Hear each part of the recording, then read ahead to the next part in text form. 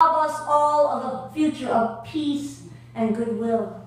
It is up to us, the president said, to choose what we want to be for decades to come. Do we want an economy that favors a few or enables the many? Do we want to approach the world fearful or leading wisely? Do we want to allow ourselves to be sorted into factions or recover a sense of common passion? The kind of passion that has always propelled us forward. Those were the questions he posed. You know, racism is an ugly, scaring, death-dealing reality, born of violence and animosity and ill-founded, unjustifiable hatred of some of God's creation. And if we want it to heal, if we want it to be eradicated, so that there are no more 12-year-old Tamir Rices, no more 17-year-old Trayvon Martins, no more 18-year-old Michael Browns lying in our streets, so that there are no more Eric Garners murdered for a crime he did not commit. It is not illegal to sell loose cigarettes. Delis do it all over the city all the time. He was murdered by people who broke the rules that were supposed to guarantee his safety. It's a travesty. If we want diseases like AIDS and Ebola and diabetes and even asthma that currently claim a disproportionate number of black lives to be cured or at least managed as AIDS is for almost every white person in this country who doesn't fall below the poverty level. If we want jails to be the last resort, not the first course of action for the mentally ill, or those who simply cannot find a job and do what they have to do to survive. You know, are there mean, nasty, violent people in jail? Yes. But that is not the autobiography of the majority of those imprisoned. It's not. I'm telling you it's not. Do not argue with me because I am not in the mood for it. The number of people in jail in the United States has quadrupled over the past 30 years. We are 5% of the world's population, but we house 25% of the world's prisoners. And though black and Latino people are, like a quarter of the U.S. population, they are 58% of the prison population. So don't argue with me, because I'm not in the mood. After John clarifies that people of faith are born not of violence of any kind, but of love and goodwill, and the pursuit of a peace bred of justice. Some of John the Baptist's followers asked Jesus where he is staying, and the Greek really says remaining. It's the same word that Jesus will use later in chapter 15, where he says to his disciples, dwell, or make your home in, or remain in me. And the meaning of the term, scholars tell us, has to do with where we stand, where and what we are grounded in, what the solid rock we base our lives in actually is. Martin Luther King, reading and rereading the scriptures, believed that Jesus he followed based his life on a God of universal love and compassion and goodwill. He believed people needed to have the courage to stand up for those values in any and all circumstances, no matter how difficult or challenging or demoralizing. That love and brotherhood and sisterhood and goodwill are not sissy or wimpy or too gay or apolitical policies to advocate. Love is a policy to advocate. We need to set our sights higher than just do no harm, our president said. We need to advocate and practice and demonstrate for and legislate into reality the things we really believe in. Martin Luther King was a person who made things happen, said one of the marchers in Philadelphia this week. King's dream hasn't been realized yet, said another. And I'm saying to you tonight, it won't. it will never be realized until you and I take the bull. The Bull Connors, the John Boehners. We're going to name names tonight. The Patrick Lynches, the political commissioners from Ferguson to Tempe, Arizona, the prosecutors in bed with the people they are supposed to investigate. It will not come until we take them by the horn. Take them by the horn. Love may be kind and not hold grudges, but it is also anything but bashful and tepid. Because you are neither hot nor cold, I spit you out of my mouth. The Bible also says that. Love implements the demands of justice. That's what Martin Luther King said. And justice is power correcting everything that stands against love. Everything that stands against love. The only power that you and I have and can count on not abandoning us in this world for the sake of political expedience and winning one more election. You know, I was only going to have one footnote, but I'm having another one. That sake of winning one more election is the only reason a certain political party, which shall remain unnamed, is suddenly concerned about the, quote, inequality of wealth distribution. I may not be able to advise anyone on what to do politically or vote-wise, as Reverend Perry is fond of saying, but I can sure as heaven advise you on what not to do in those arenas. And tonight I am saying, never ever give up on the one power you can trust to always be with you, to always have your back. The one power that will pick you up when you're falling down and carry you when you're out of your own strength. The one power that slumbers not nor sleeps until the day when the tears are wiped from every eye and all God's children got shoes and coats and food and healthcare and good schools and everything we all need. That one power is the power of love, because God is love. And those who abide in love abide in God and God in them. Those who remain in that love have the power of God with them.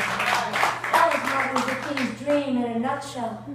Whether we use the language of children of slaves and children of former slave owners sitting down at table together, or talk about getting beyond our petty differences and a politics of division.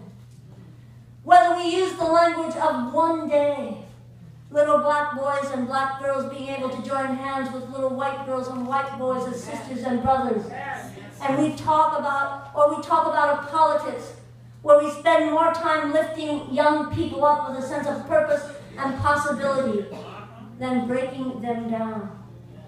Breaking out of the sorry state of the past and imagining and acting into reality a better world is the call before us tonight.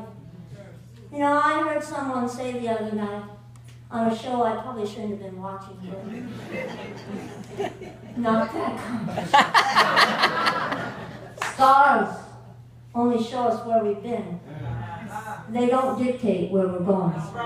They don't dictate where we're going.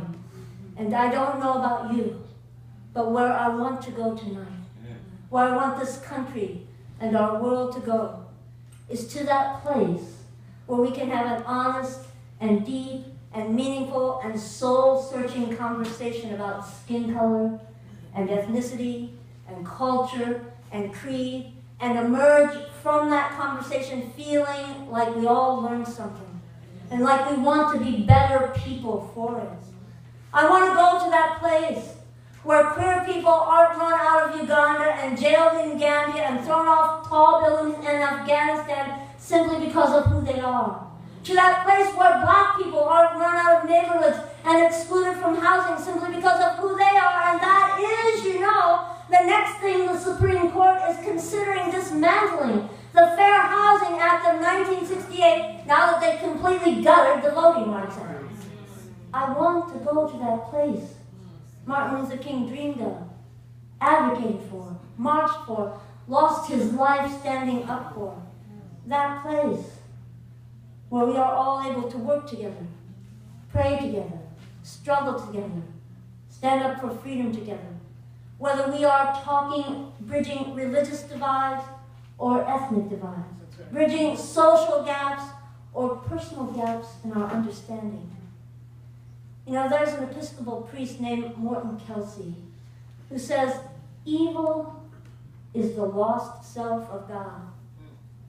And therefore, the only way to end evil in this world, all the evil we've seen from Fallujah to Ferguson, the only way to end it is to embrace what we've cut ourselves off from, to make ourselves one again. That, I think, is what a man named Barack Obama was calling us to do the other night, when he said, we are a people with the strength to bridge our divisions. That's right. We can see our differences as our greatest gifts. We are a strong, tight-knit family who's made it through some hard times. A brighter future is ours to write. It's what Martin Luther King was saying when he called us to walk on with an audacious hope in the future and to remember that there is a creative force in the environment that is able to make a way out of no way. Where do we go from here? My answer is, we go the way of love. That's what Eric Garner's daughter was doing, laying a wreath for those 2 police officers slain after her father's murder. Where, did you wonder this? I kept wondering, where on God's green earth did she summon the moral courage to do that? If not from that place of universal love and goodwill. And what a different world. What a different world she painted for us that day. One where our actions are born not of violence or animosity we have suffered, but of love. She lost no ground in her kindness and gained, in my view, that higher plane from which a new world order can and must be born. It's what Glisson is doing in designating this week we're in, No Name Calling Week, and promoting kindness in classrooms. What a different world this would be if the lessons children learned were about celebrating and valuing difference and diversity and collaborating instead of competing for supremacy. That's the way of love, you know. It's what Irish queers are doing once a month. Writing letters to prisoners. It's a way of saying, you know, we're concerned about more than ourselves. And all our lives count. All our lives matter. It's the way of love. Biram Da'abdid and 19 others in Mauritania risking their lives to end human slavery then, and neighbors of a mosque in a small Canadian town refurbishing it in just a few hours' time after vandals desecrated that holy space. They wanted to send a message of love and acceptance, they said. It's what we're doing here tonight, together, sending a message, holding a demonstration, advocating for a love that does not base itself in the worthiness of the other, as King put it, or in distinguishing between peoples, a love that knows no bounds, no insurmountable barriers, and trusts that working for good in all things will always triumph over working against evil in anything. You know, 2 months before he was assassinated, Martin Luther King preached for the last time at Ebenezer Baptist Church. And some of the words he spoke are these: all of the armies that ever marched, all of the navies that ever sailed, all of the parliaments that ever sat, and all of the kings that ever reigned put together have not affected life on this earth as much as the one who taught love is the way. That's right.